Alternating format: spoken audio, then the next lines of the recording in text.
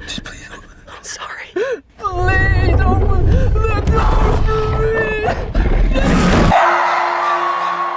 Welcome back to the channel. Today we're diving into the wild and chaotic story of Jurassic World Rebirth 2025.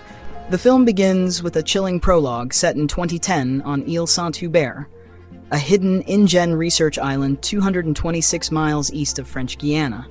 Scientists are running crossbreeding experiments in secret, but things go wrong fast.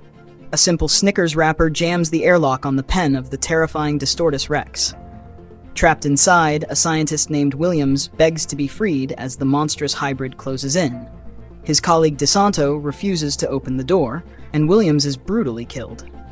Fast forward 17 years later, in 2027, Earth's environment has become hostile to dinosaurs, forcing most of them to survive only near the equator. In New York City, amidst a traffic jam caused by a wandering Apatosaurus, we meet Martin Krebs, an agent of Parker Genix Pharmaceutical. Rest in peace already, but get the hell out of the way. Damn, that's cold. Jeez. I mean, even for New York, it's pretty cold. He crosses paths with Zora Bennett, an operations expert recruited for a dangerous mission. Their destination? None other than the cursed Ile Saint-Hubert.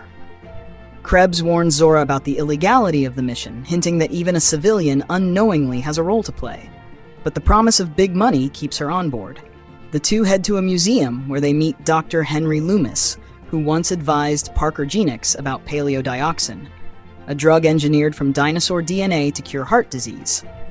Loomis reveals their task. They need blood samples from 3 living species: Titanosaurus by land, Mosasaurus by sea, and Quetzalcoatlus by air. Why the biggest? Was their hearts. The bigger they were, the bigger their coronary muscles. Shocked but intrigued, Zora and Krebs rope Loomis into the expedition. Next stop, Paramaribo, Suriname, where Zora reconnects with old ally Duncan Kincaid, a grizzled captain who reluctantly agrees to ferry them after a promise of higher pay. The crew sets sail, joined by Chief of Security Bobby Atwater. But elsewhere at sea, Ruben Delgado and his daughters Teresa and Isabella, plus Teresa's boyfriend Xavier, are shipwrecked by none other than the Mosasaurus. When the expedition boat crosses paths with the Delgado's distress signal, they mount a rescue. Oh, no, come on, guys. Okay.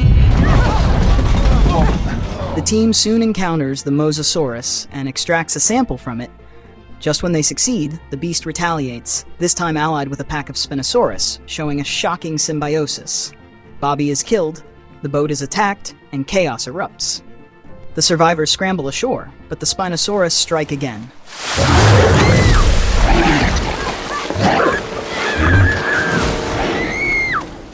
Crew member Nina is devoured in front of the horrified group, and Zora confronts Krebs, realizing he's been hiding secrets about the island's true past as a Jurassic World R&D site. The journey through the island is perilous, swamps filled with eels, stalkings by raptors, and the shocking reveal of a Mutadon, a hybrid nightmare fusing raptor and pterosaur traits. Meanwhile, the Delgados fight to survive on their own, facing Dilophosaurs, a river pursuit with a T-Rex, and unlikely companionship with a tiny Aquilops they named Dolores. The team eventually tracks down the colossal Titanosaurus herd. In a moment of awe, Henry and Zora carefully extract blood while the others watch in stunned silence. Their next trial? Scaling cliffs near an ancient temple to raid a Quetzalcoatlus nest. They succeed, but at a price. Leclerc is swallowed whole.